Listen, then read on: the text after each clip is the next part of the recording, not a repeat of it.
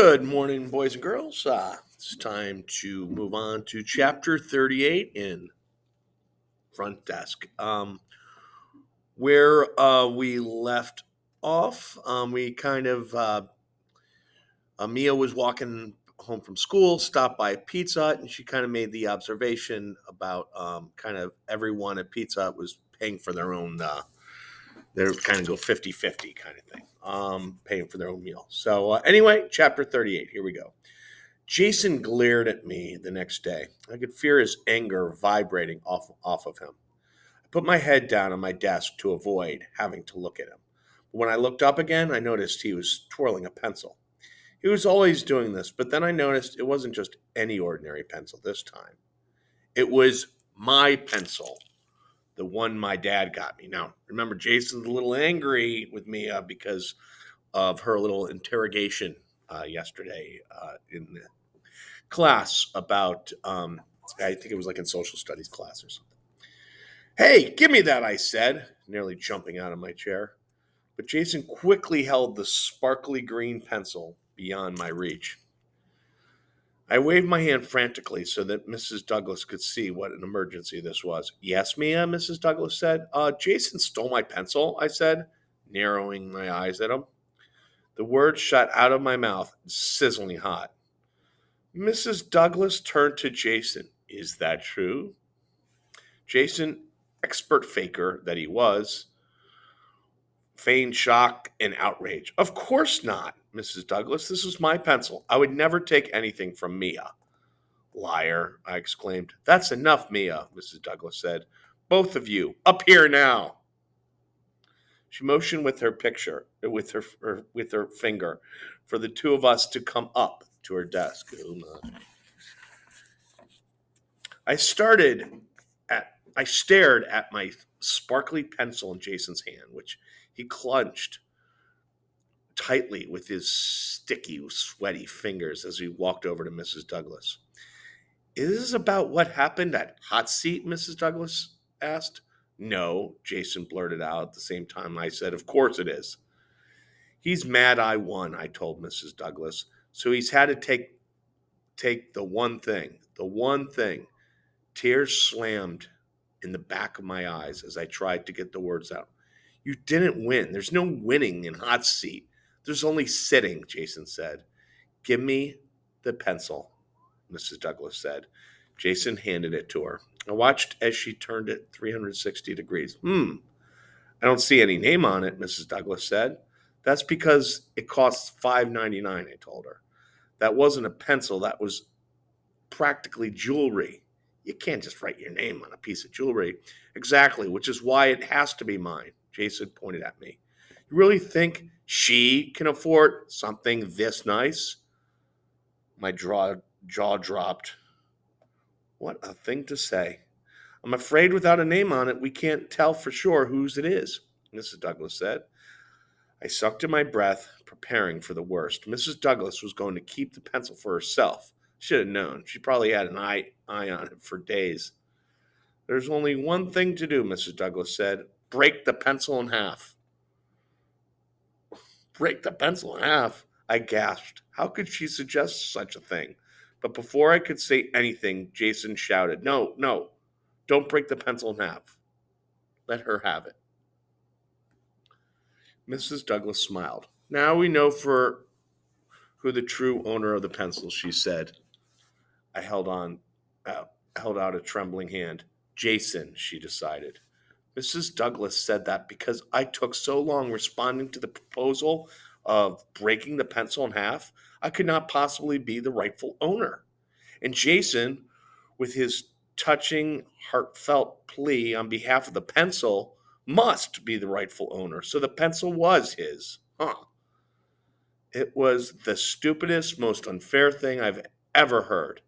And to bite the inside of my cheeks to keep from crying. On the way back to our desk, I turned to Jason and asked in a very small voice, Please, Jason, can you give me my pencil back? It is very important to me. He thought for a second. It's important to you, huh? He asked. I nodded. Jason held my pencil up as if to give it to me, and I reached my hand out to take it. Then he whipped the pencil back, stuck it out his tongue, and licked it. Oh, he licked my beautiful, sparkly pencil up and down with his nasty, evil tongue.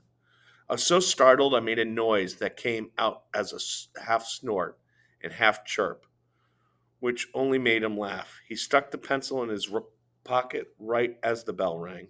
School was over, and Jason walked off with the nicest thing I ever had. Oh my. All right, let's go to chapter 39. All right, we start with a letter to Jason from Mia. So let me read it for you. Dear Jason, I hate you. Cross that out. Please give me back my pencil, or else I'm going to punch you in the face. Cut that part out. For the following reasons: it's mine. You have so many pencils, including 2 really cool bendable ones you don't even use.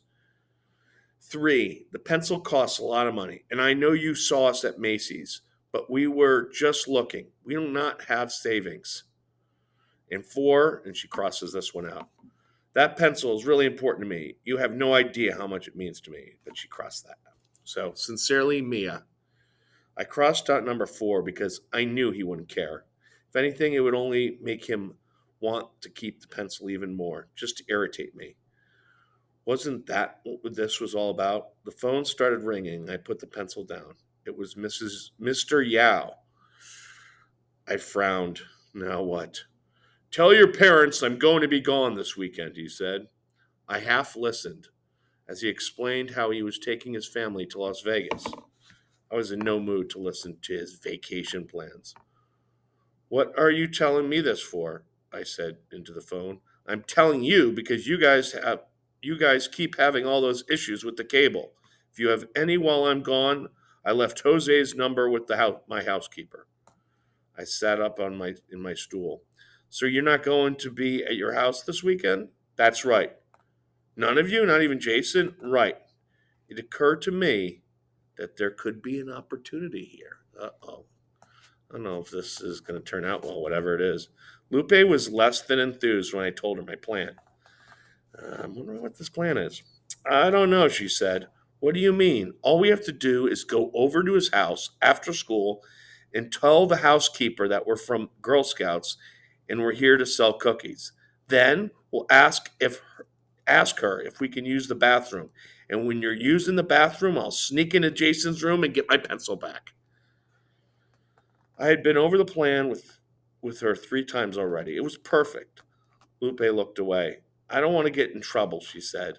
You're not going to get in trouble, I said. They're out of town. It'll just be the housekeeper. If there's anyone even there, the whole thing's only going to take about 5 minutes. Lupe shook her head. I crossed my arms. I was beginning to get really tired of this. You know you always do this, I said to her. Do what? Chicken out. What do you mean? She asked. The fact that she didn't even know what I was talking about was even more infuriating. You never stand up for me, I said to her. I thought you were my friend. You don't get it, do you? Get what? Nothing. Forget it. There was no mistaking it, the anger in her eyes. What are you talking about? I asked her. I'm talking about you. You're going to Vermont. You can say all this crazy stuff to Jason because he likes you, she exclaimed. What about me? I blinked in confusion. I can't go with you to Mr. Yao's house, she said. My dad still needs Mr. Yao. Lupe squeezed her eyes shut. Unlike you, we don't have another plan.